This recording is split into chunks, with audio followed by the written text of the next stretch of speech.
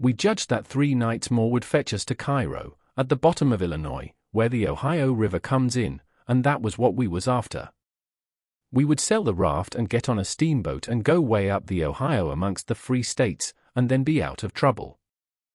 Well, the second night a fog begun to come on, and we made for a towhead to tie to, for it wouldn't do to try to run in a fog, but when I paddled ahead in the canoe, with the line to make fast, there warn't anything but little saplings to tie to. I passed the line around one of them right on the edge of the cut bank, but there was a stiff current, and the raft come booming down so lively she tore it out by the roots and away she went. I see the fog closing down, and it made me so sick and scared I couldn't budge for most a half a minute it seemed to me, and then there warn't no raft in sight, you couldn't see 20 yards. I jumped into the canoe and run back to the stern, and grabbed the paddle and set her back a stroke. But she didn't come. I was in such a hurry I hadn't untied her. I got up and tried to untie her, but I was so excited my hands shook so I couldn't hardly do anything with them. As soon as I got started I took out after the raft, hot and heavy, right down the towhead. That was all right as far as it went, but the towhead warn't 60 yards long, and the minute I flew by the foot of it I shot out into the solid white fog, and hadn't no more idea which way I was going than a dead man. Thinks I, it won't do to paddle, first I know I'll run into the bank or a towhead or something, I got to set still and float, and yet it's mighty fidgety business to have to hold your hand still at such a time. I whooped and listened. Away down there somewheres I hears a small whoop, and up comes my spirits. I went tearing after it, listening sharp to hear it again. The next time it come, I see I warn't heading for it, but heading away to the right of it. And the next time I was heading away to the left of it, and not gaining on it much either, for I was flying around, this way and that and t'other, but it was going straight ahead all the time. I did wish the fool would think to beat a tin pan, and beat it all the time, but he never did, and it was the still places between the whoops that was making the trouble for me. Well, I fought along, and directly I hears the whoop behind me. I was tangled good now. That was somebody else's whoop, or else I was turned around. I throwed the paddle down.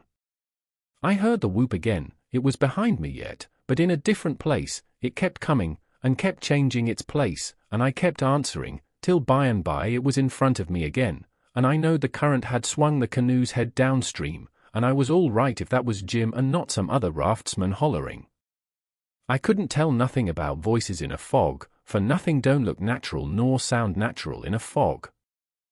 The whooping went on, and in about a minute I come booming down on a cut bank with smoky ghosts of big trees on it, and the current throwed me off to the left and shot by, amongst a lot of snags that fairly roared, the current was tearing by them so swift. In another second or two it was solid white and still again. I sat perfectly still then, listening to my heart thump, and I reckon I didn't draw a breath while it thumped 100. I just give up then. I knowed what the matter was. That cut bank was an island, and Jim had gone down t'other side of it. It warn't no towhead that you could float by in 10 minutes. It had the big timber of a regular island, it might be 5 or 6 miles long and more than half a mile wide. I kept quiet, with my ears cocked, about 15 minutes, I reckon. I was floating along, of course, for 5 miles an hour, but you don't ever think of that.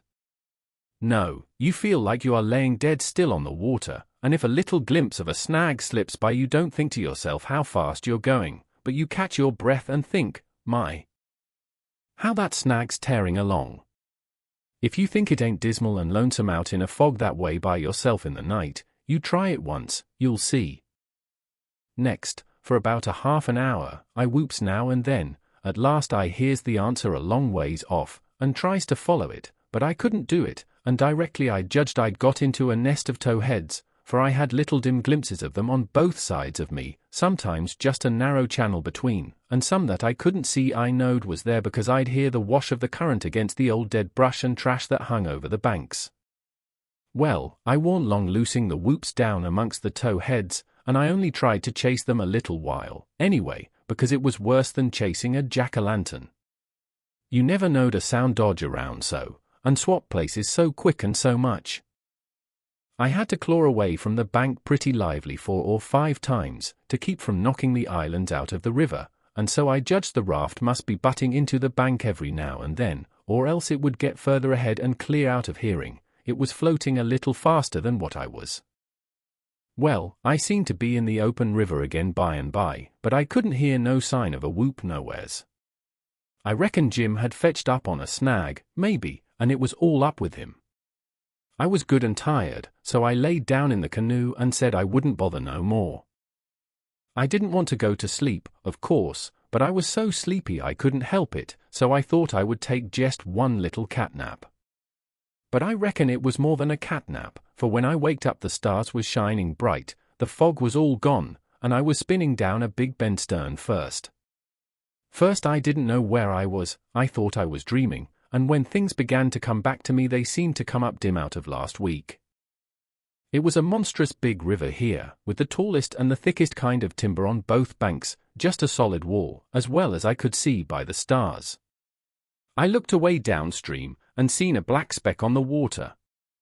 I took after it, but when I got to it warn't nothing but a couple of saw logs made fast together. Then I see another speck, and chased that, then another, and this time I was right. It was the raft. When I got to it Jim was sitting there with his head down between his knees, asleep, with his right arm hanging over the steering oar. The other oar was smashed off, and the raft was littered up with leaves and branches and dirt. So she'd had a rough time. I made fast and laid down under Jim's nose on the raft, and began to gap, and stretch my fists out against Jim, and says, "Hello, Jim, have I been asleep? Why didn't you stir me up? Goodness gracious, is that you, Huck? You ain't dead, you ain't drownded, you's back again? It's too good for true, honey, it's too good for true. Lemme look at you chilly, lemme feel you. No, you ain't dead. You's back again, livey en sound, geez de same ole Huck, thanks to goodness. What's the matter with you, Jim?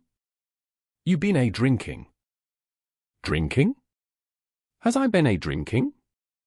Has I had a chance to be drinking? Well, then, what makes you talk so wild? How does I talk wild? How? Why, hain't you been talking about my coming back, and all that stuff, as if I'd been gone away? Huck Finn, you look me in de eye. Hain't you been gone away? Gone away? Why, what in the nation do you mean? I hain't been gone anywheres. Where would I go to? Well, looky here, boss, dey's somethin' wrong, dey is. Is I me, or who is I? Is I here, or whar is I? Now that's what I wants to know. Well, I think you're here, plain enough, but I think you're a tangle-headed old fool, Jim. I is I? Well, you answer me dis, didn't you tote out de line in de canoe fur to make fast to de tow head? No, I didn't. What tow head? I hain't seen no tow head. You hain't seen no tow head? Looky here, didn't de line pull loose de IF go hummin' down de river, leave you de canoe behind in de fog? What fog? Why, de fog that's been around all night. Didn't you whoop, didn't I whoop, tell we got mixed up into islands one us got loss t'other one was G's as good as loss, K's he didn't know where he was. Didn't I bust up agin a lot of dem islands have a terrible time mo's git drowned? Now ain't that so, boss, ain't it so? You answer me that. Well, this is too many for me, Jim. I hain't seen no fog, nor no islands, nor no troubles, nor nothing.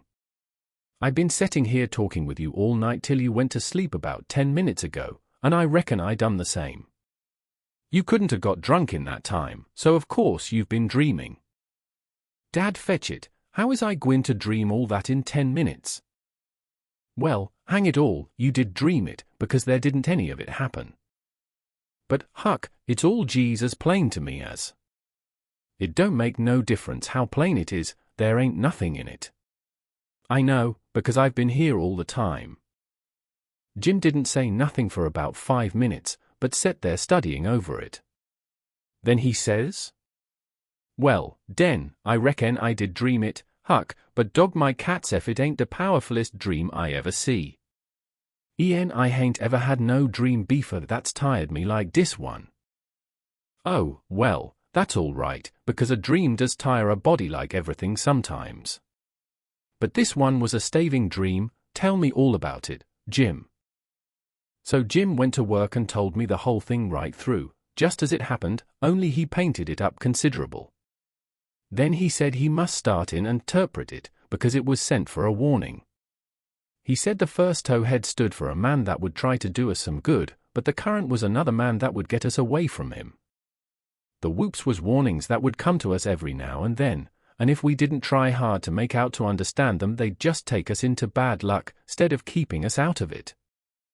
The lot of towheads was troubles we was going to get into with quarrelsome people and all kinds of mean folks, but if we minded our business and didn't talk back and aggravate them, we would pull through and get out of the fog and into the big clear river, which was the Free States, and wouldn't have no more trouble. It had clouded up pretty dark just after I got onto the raft, but it was clearing up again now. "Oh, well, that's all interpreted well enough as far as it goes, Jim," I says, "but what does these things stand for?" It was the leaves and rubbish on the raft and the smashed door. You could see them first-rate now. Jim looked at the trash, and then looked at me, and back at the trash again. He had got the dream fixed so strong in his head that he couldn't seem to shake it loose and get the facts back into its place again right away. But when he did get the thing straightened around, he looked at me steady without ever smiling, and says, "What do they stand for? I's gwine to tell you. When I got all wore out with work, with the calling for you, went to sleep, my heart was mos broke because you was lost, I didn't ike your know the moth what become of me de RAF. When I wake up find you back again, all safe sound, the tears come, I could have got down on my knees kiss yo's foot, I so thankful. All you was thinking about was how you could make a fool you ole Jim with a lie. That truck dar is trash, trash is what people is that puts dirt on the head a day friends makes em ashamed." Then he got up slow and walked to the wigwam, and went in there without saying anything but that. But that was enough. It made me feel so mean I could almost kissed his foot to get him to take it back. It was 15 minutes before I could work myself up to go and humble myself to a nigger, but I done it, and I warn't ever sorry for it afterwards, neither.